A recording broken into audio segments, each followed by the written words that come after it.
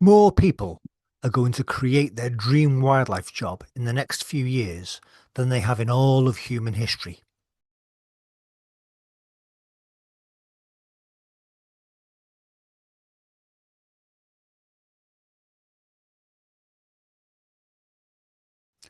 Wildlife vacancies, those that are even advertised, that is, are absurdly competitive.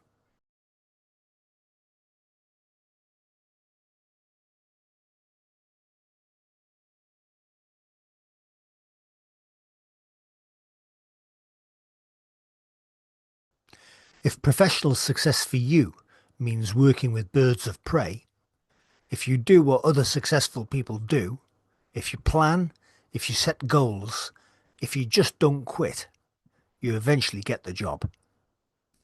The Practical Animal channel is a platform for interviews for the ambitious. It documents wildlife professionals' rise to success, providing a career roadmap for you to follow. Watch this video for an excellent summary of what it takes to work in education using birds of prey. So, if wildlife career success for you means working in education, how do you get there? Valerie Castanza is the founder and director of Raptor Ridge Wildlife Education in Alabama, bringing experience in from the education department at the zoo. She gives classes and courses and teaches people about the importance of these magnificent birds. If you're learning English as a second language, this video will be useful because you will hear two accents, an American and a British one. And before we go any further, I would like to say thank you to my subscribers. Without you, there would be no channel. Working with birds of prey and living the wild life looks like this.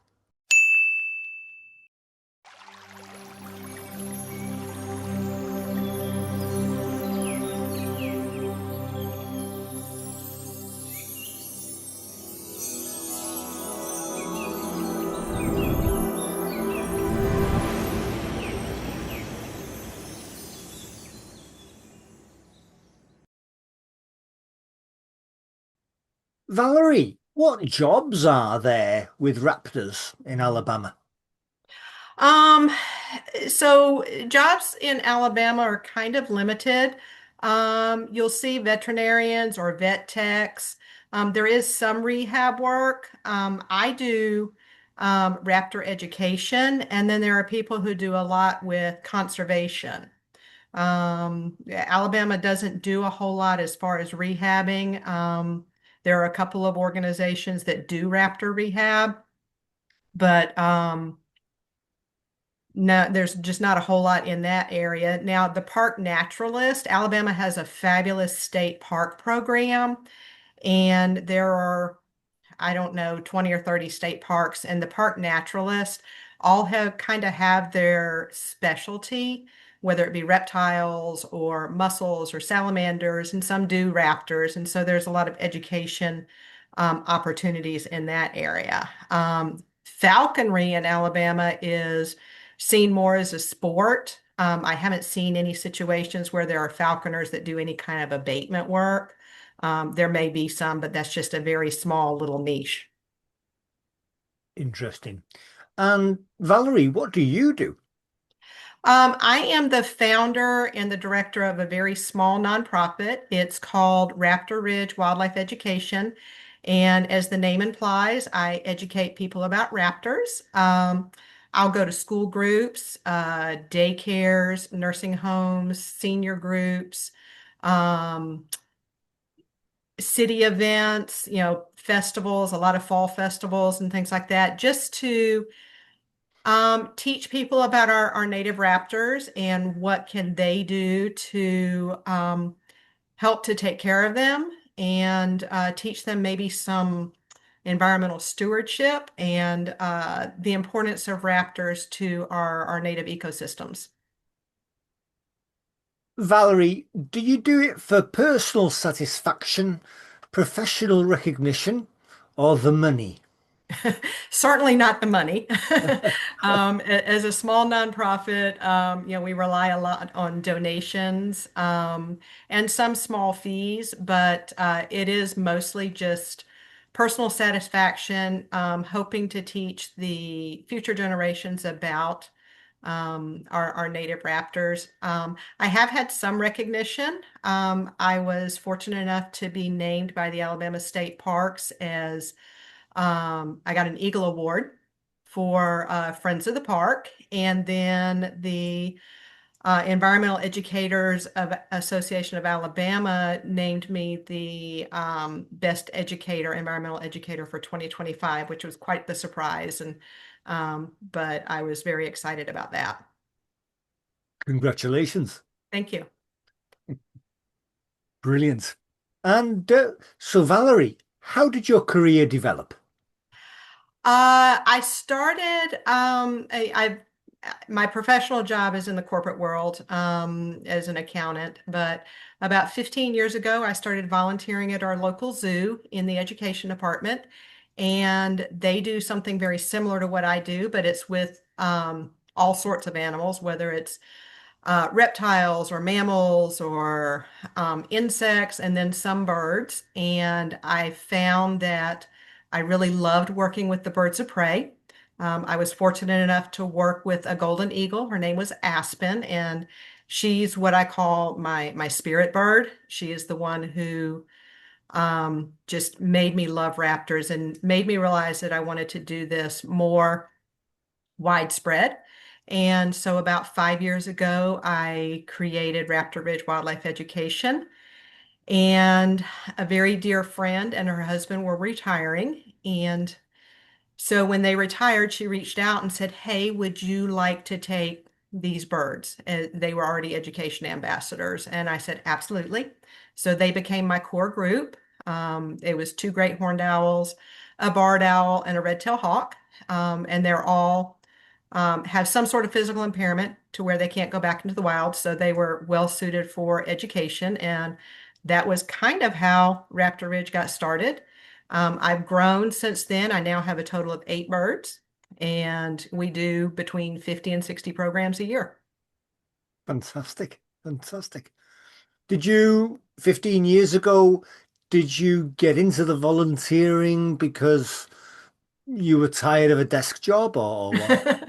Well, I still have a desk job. That's because that pays the bills and things. I started volunteering because my children were had moved out, and so I was looking for um, something to do because I was done following them, with their sports and other events, and just looking for something to fill the time, and that's where I ended up.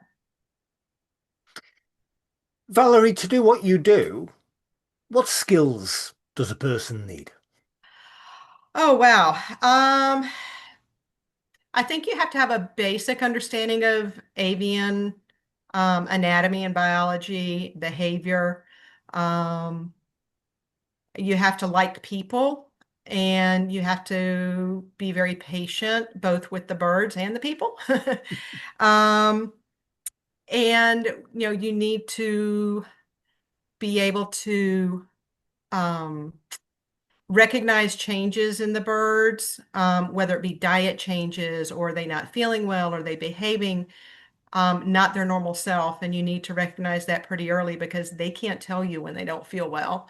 I do a lot of continuing education to try to keep up with uh, the latest best practices on those types of things. And I network with vets. In fact, I had a vet out today, and we talked about some different things, um, and then just be able to communicate with people and share your passion so that hopefully that ignites a passion in them as well.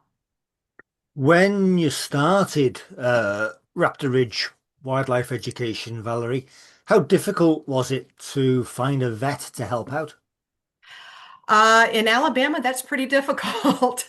There are not a whole lot of avian vets aside from at the university, at Auburn University, where they do have the veterinary hospital. And the Auburn Raptor Center.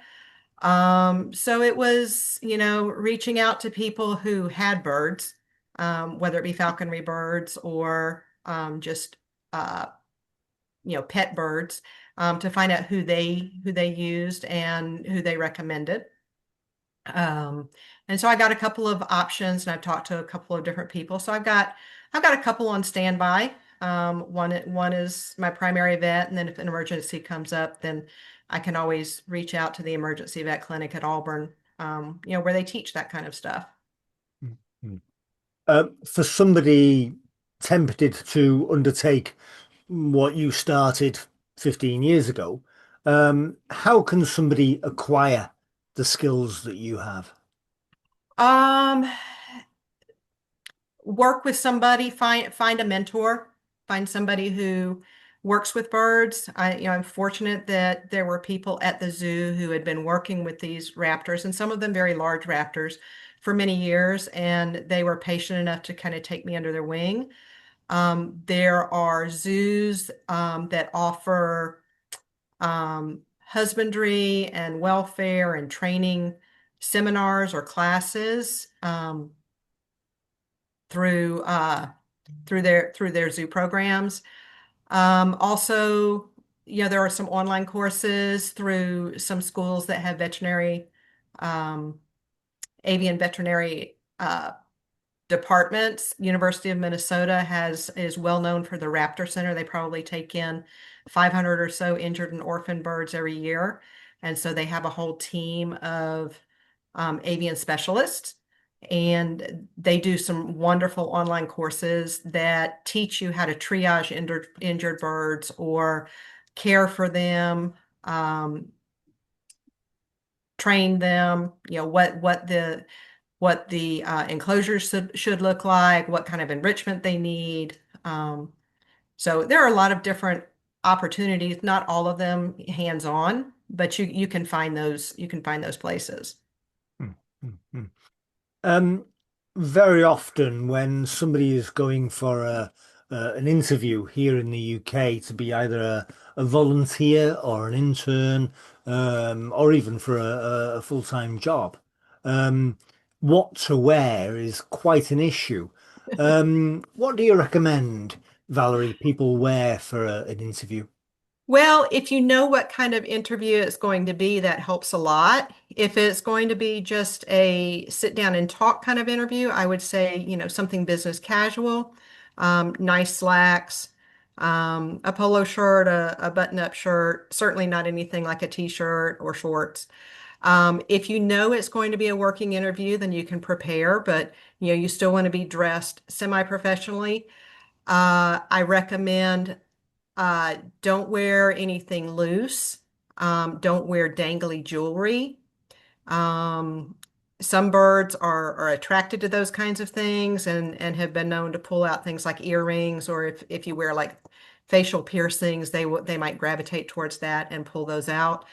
One thing that I have learned in dealing with birds is they can be very sensitive to fragrances. So, strong colognes or perfumes should always be avoided because birds' respiratory systems are so sensitive, and those kinds of things might cause issues with the birds.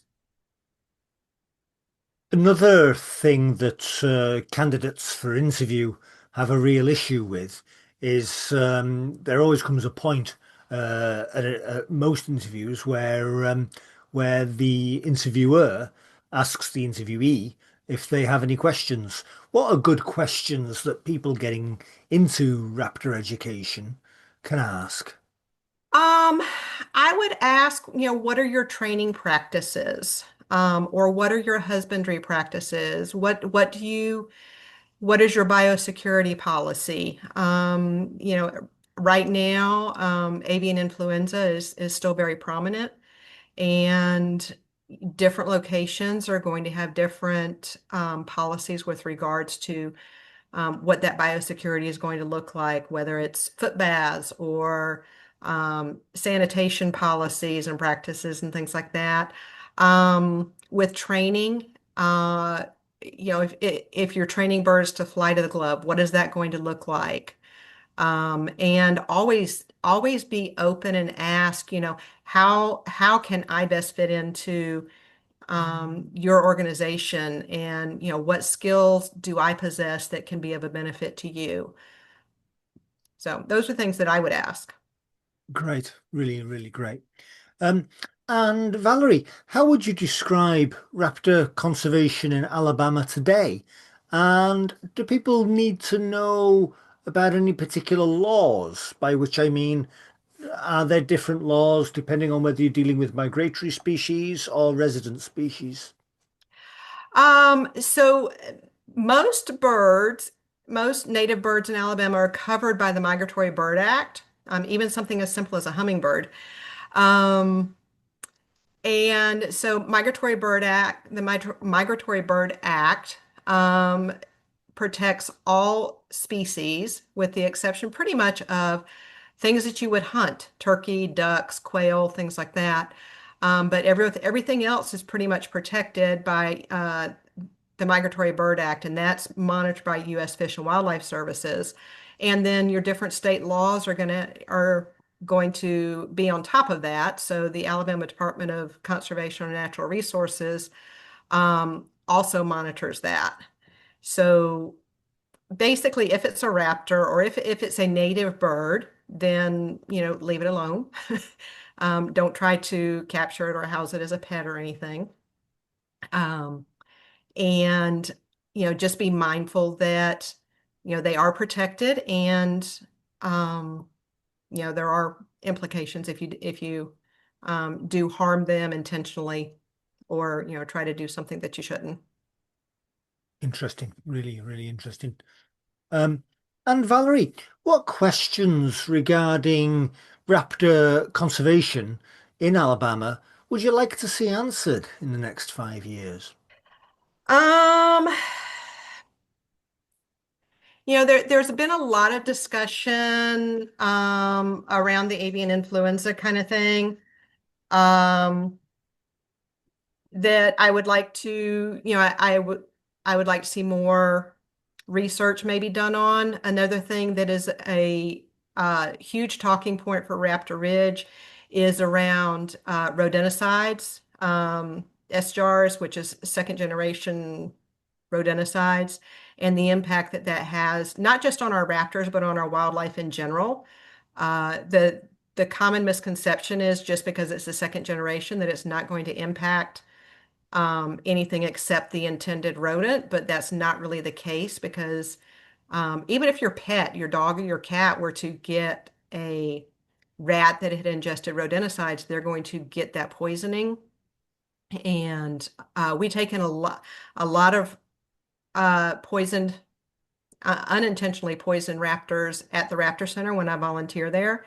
And that's a horrible way to have to die. It really is. And so I would hope that we can get away from those. I know there are some companies that are looking at alternative methods, including, believe it or not, rat birth control, that when they eat it, then they become infertile, and so you're just decreasing the population naturally as opposed to with chemicals. So I'd like to see some more legislation around that, like they did with DDT back in the last century when our bald eagles in the continental United States were pretty much eliminated because of the DDT use. And once that was outlawed and with a lot of conservation efforts, the bald eagles have made a significant comeback. Mm, Interesting. Wow. Yeah, I was researching on your Facebook page and I came across the entry, the post about rodent Yeah, contraception, and I was wondering what that was all about. you're right. That was Right. interesting. That was great. I ask the next question, Valerie, really for students who are perhaps in their final year of a wildlife management course, thinking, right, I've got to do a project, and this Hmm. is to kind of make them think, really. I think you've already alluded to the answer, but uh, where do our knowledge gaps lie in raptor conservation biology in Alabama? Um, wow. I think people don't realize how they impact our native wildlife, and not just raptors, but just wildlife in general. Something as innocuous as tossing an apple core out of your car as you're driving down the road, you think nothing about it. It's biodegradable. Okay, no big deal.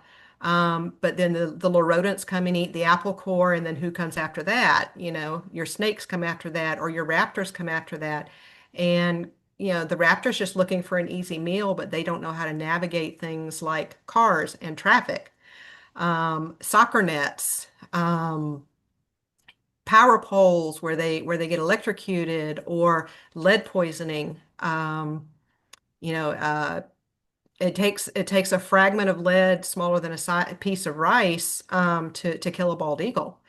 And so for our hunters, look at alternative forms of ammunition that don't have lead in them, or make sure that when you field dress your deer, that you dispose of that appropriately, because your scavengers are going to come, and bald eagles and coyotes and vultures, they're all eating the carcasses and they're ingesting the lead, and don't realize that what that long-term effect is going to be. So that there are some states that um, are pushing towards steel ammunition or copper ammunition, things that are not lead-based, for our hunters out there.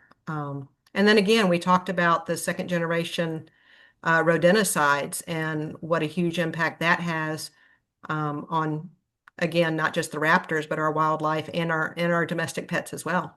Mm, mm. Oh, that's fascinating. And Valerie, can you perhaps suggest a research topic for a wildlife biology student watching this? Um, there's still a lot of discussions going on around bird flu, highly pathogenic avian influenza.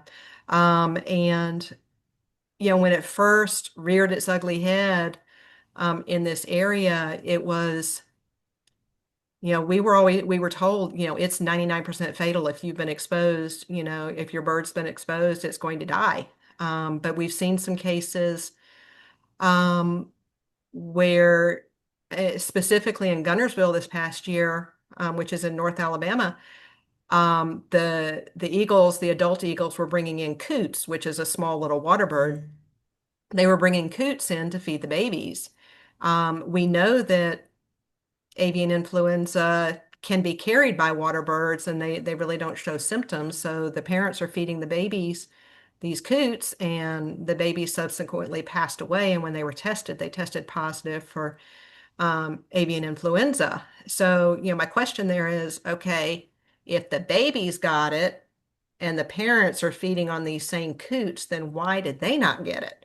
Have they developed some sort of immunity to it, or has the avian influenza morphed to the point that maybe the adults are not as susceptible? So, there are a lot of questions there, and I'd like to see some research done on that, so that we as caregivers for birds, know what to expect. Um, Alabama is also a very um, one of our largest industries is poultry, and so because of the avian influenza, millions and millions and millions of chickens and turkeys and things like that have had to be culled because of avian influenza. So, um, what can we do to fix that, or keep the poultry safe, keep our birds safe, keep the natural birds safe. So I would like to see more research done on that. That's brilliant. Absolutely brilliant. Valerie, are there any books on raptors of Alabama? There are a few books on raptors of Alabama. There's a little handheld book. It's about this big, pocket size, and it actually is all birds of Alabama. It's a great resource. I take it out when I go birding, and it's sorted by color. And so you find the main color of your bird, and then it has pictures, and you can identify what is what. Um, as far as specifically raptors in Alabama, I can't think of any birds right off books right off the top of my head.